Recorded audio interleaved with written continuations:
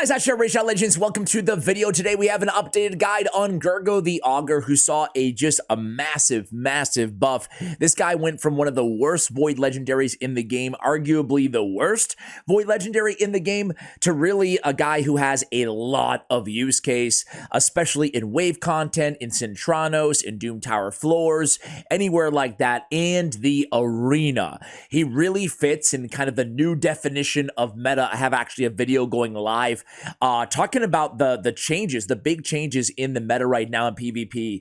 And Gurgoh actually absolutely excels right now. He's very good. S tier in the arena. Anyway, a few shouts to you guys. We have KMG, Gurgoh the Augur, my first Void Legendary outside of Arbiter and Visix. Would you do an updated guide on him? We get Nova. We get Arius. Most of these coming before the buff, by the way. Philly.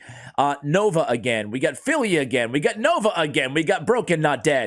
We've got Avon, we've got Darius. Let's go ahead and take a look at Gurgoh.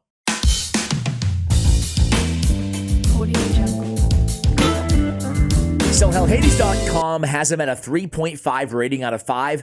I'm pretty sure that is before the buff, right? Before the buff, they have key areas being Spider as a freezer, freeze and burn type strategy, right? Still works there.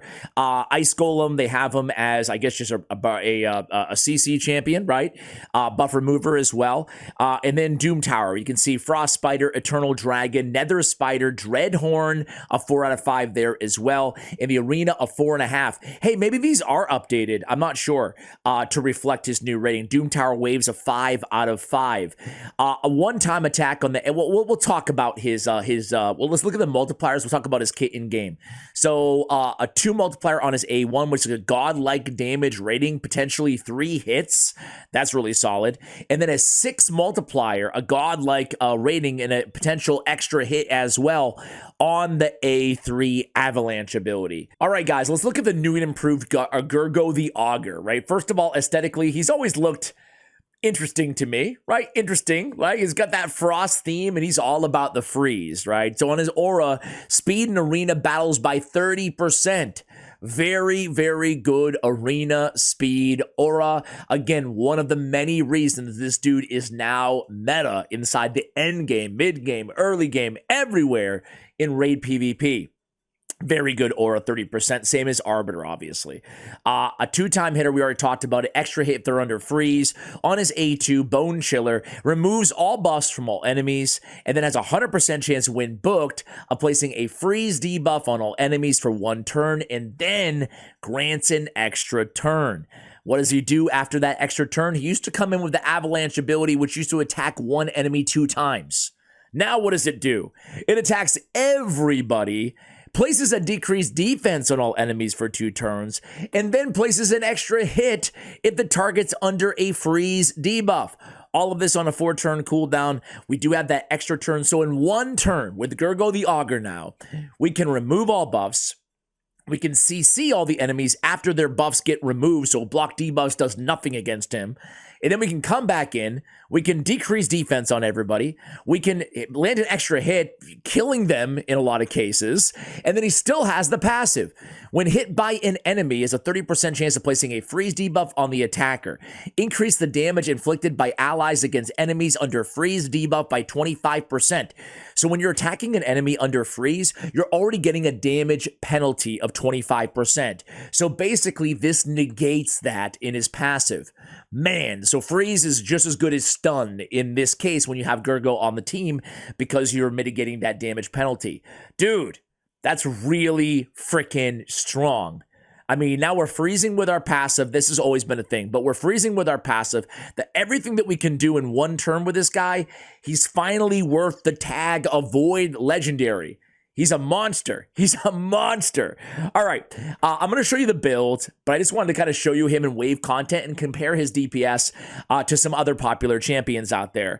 I will say, we haven't built for, look at that. Look at that double turn. We haven't built for damage, obviously. We have him in pinpoint and in, well, actually, a stone skin and pinpoint.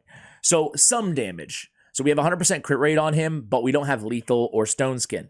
I look at him as kind of a secondary damage dealer, a debuffer, a control champion, kind of three types of champion in one, right? damage, control, and debuffs. That's a lot for one champion to bring to the table. I love it, but you kind of got to pick and choose a little bit because we don't all have like insane god tier gear that we're able to build him as everything. So I want to prioritize, if you have to make the decision, I want to prioritize control, so accuracy, right? And a way to keep him, especially in the arena, unCC'd and unsheep. So we're talking like feral or pinpoint, stuff like that, right? Anyway, you can see we're making really quick work of these waves. This is Doom Tower hard content, by the way. I think it's like floor, I don't know, 70-ish, around that neighborhood. No, Maneater, don't. Oh, the unkillable. Oh, God, we couldn't land. But hey, guess what?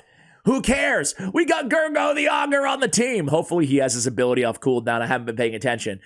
He goes in with this stupid A1. Come on, man. Come on.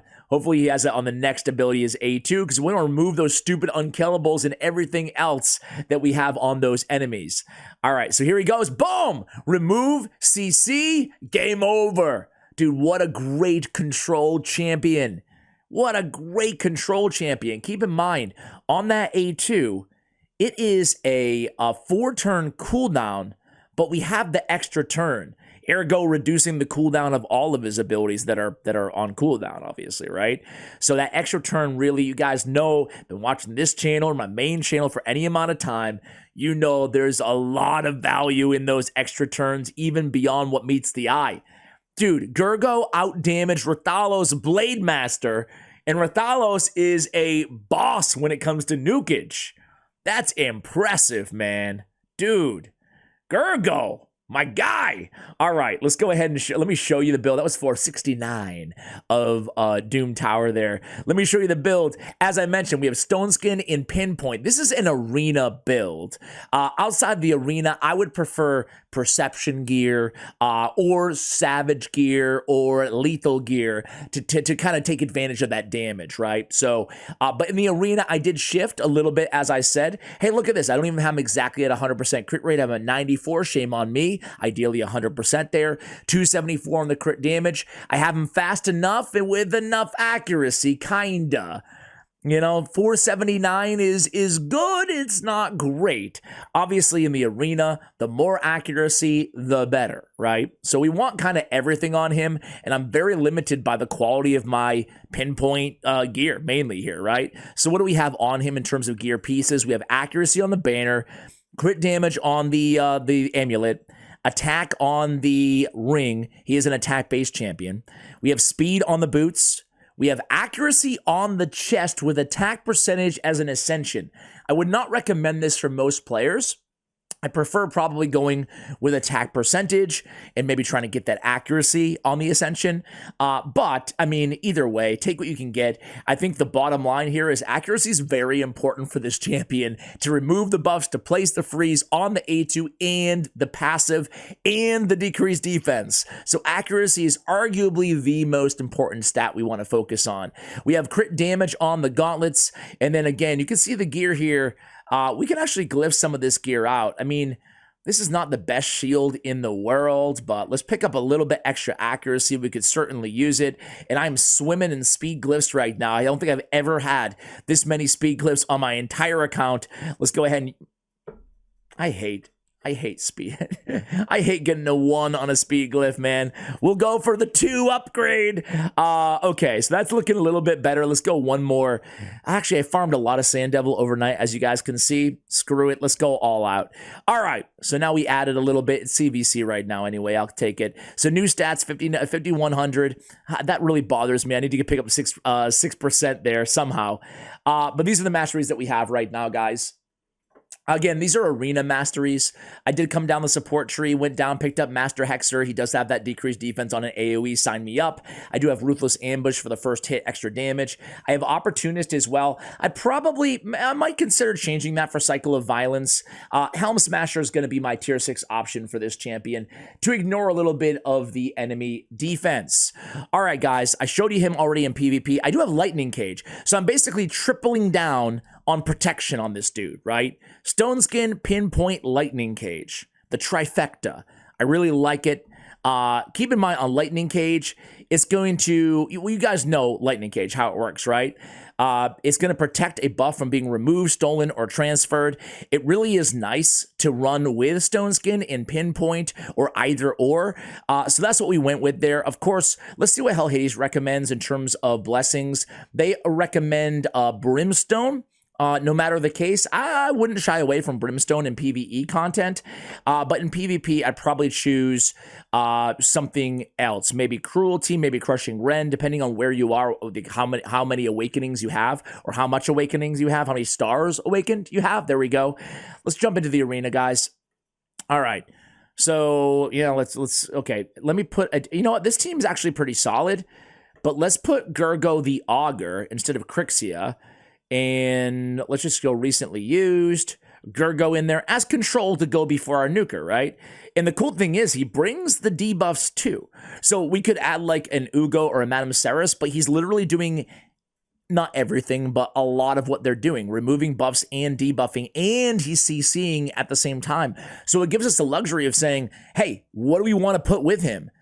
The world is our oyster. We can put anything we want with this dude, right? So, I don't know. Let's try to pick somebody a little bit different, right? For a change here on the channel. Let's go with, we haven't run Necret in forever. Maybe that would be a kind of interesting move to protect. Do I even have any gear on him? No, I certainly don't. Oh, poor Necret. Let's put some gear on him. Again, all we're missing is I saw the speed and I just figured we had nothing. Does he have a bolster set on? He does. Let's just throw some speed boots on Necret, and I might as well go protection. Why not? He already has a one piece or something on there. But this is going to be a pretty nasty move because now we'll have some protection, obviously, for our Georgid, right? Our nuker. So the beauty of Gurgoh, though, is he kind of fits on any team, really, you know? So look at all this protection. Lightning Cage. He's got the bolster protection shield. He's got the Stone Skin and the Pinpoint. My man is super, super well protected. So let's go. Actually, we can just put it on auto. Georgian might just kill everybody here, right? Yeah, he's like, yeah, I got you, bro. I got you. Okay. Oh, there we go. Right through. No big deal. Okay. This is not the Georgian show. Actually, Georgian should not be going next. We have Georgian too fast, or let's get another nuker. Let's get another nuker here, guys. I don't know. Let's put Baron in there or something. I don't know. Doesn't really matter. Pick your nuker, whoever you're using, right? Okay. Let's go in there. Let's go in with I think we'll kill anybody here. That's the crazy thing, right? Let's get rid of their bomber though. Oh my God. Now it's the Baron show, damn it. He, on the ally attack, if you kill somebody with Baron's A1, the surplus damage goes out. All right, let's try this again. Jeez. All right, finally, guys, we're here. So there's no buffs on the enemy team, so it's going to be nice and easy. Going to freeze everybody, go in. What can he... Oh, Gurgoh the Augur, man. Dude, he can just nuke him. That was a surprise. I was impressed by that damage. Were you guys? Man. All right, let's try that again. That was impressive, Gurgoh. All right, here we go. Here we go. All right, here we go again. So now we've got some Stone Skin here, a little bit of Stone Skin. We're going to get the extra turn no matter what. We do land the freeze, remove the Stone Skin, go in there, and boom! Dude, what a monster of a champion, dude. I can't believe we get all that from one champ. Like I told you, and I'm going to be repeating myself here. I apologize. I'm trying to pick a kind of a tankier, better team here. I'm sorry for repeating myself, guys, but this dude's a monster now. They did a hell of a job with this buff. They really did. Lately, they've been killing it with a lot of their buffs, most of their buffs. Again, dealing with a few buffs on the enemy team. He freezes everybody. We come back in here. He did get a resist on Mithrala, which will happen a lot. Got to be careful of cleansers with high resist, resisting the freeze, and then cleansing the enemy team, obviously. Let's just go back in and, I don't know, try to kill Mithrala and surplus damage onto Krisk. Sure, let's Sky Piercer. We haven't even, that was the first time we've actually been able to even use Baron's nuke because we've been wiping the floor with these teams so easily. I want to find a little bit tougher, tankier teams. Here we go. Here we go. Well, I saw Galathir, I got excited, but the rest of the team is kind of weird. Weird to see Archer Queen in the arena. Not to say she's not fine, but it's just not like meta, right? Okay. They do go first. This is fine. Again, them going first is great because look at all the protection that we have on this dude, right? It's very tough to get rid of him, right? All right, let's go in there. He removes everything, then he kills most of them, and now, oops. That was my bad. That was my bad. Didn't see the unkillable. Get a little excited there. It's okay. Let's go in. He's frozen anyway. Let's turn meter boost with Arbiter.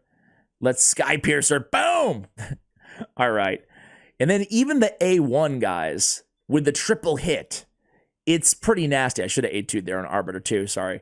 But man, guys, this guy is, congratulations if you've had him, because you've been sitting on one of the worst dang champions in the game for so long, and now you actually have a good champion. I always say this, but like, I would never, ever, first of all, I would never recommend using like life token, your worst champions to be life tokens anyway, but check this out. He's not even attacking them, so he won't trigger Mortem Macabre. He's a great counter to Mortem Macabre, right? He's not doing any damage. You just come in here and clean up. Man, boom. What was I saying before? Oh, when you're sitting on one of the worst champions in the game, it's actually, in a weird way, it's actually kind of a good thing. What do I mean by that? I basically mean that they're the most likely to get buffed, right? So people who have like a Altan right now, for example, right? He's very likely going to get buffed because he's so freaking bad. So it's actually like, this is why I don't really advise people to use life tokens on bad champ or any champions, really, you know, unless you're really dying to Empower Ninja or something like that. But the bad ones, in a weird way, like the worst is sitting on like a champion who's like kind of semi-bad, right? Semi-bad, but not super bad, because then you know it might be a long wait for them to get buffed, but they nailed it on this buff. I love how much he does in one turn. Very useful here. Incredibly impressive in the arena. The extra turn, smack! Well, I think that's a great way to end this video, guys. Gurgoh the Augur is now a meta arena champion. And hey, guys, I've had Arbiter as my team lead, but I could very well have him as well because they both have the same aura. Oh, it's incredible, guys. Gurgoh, congratulations if you sat on this dude for so long, because now he can be an amazing wave killer. He can be an amazing arena champion. Thank you for watching until the end of the video. Keep the champion guide requests coming. Much love, and as always, take care, guys.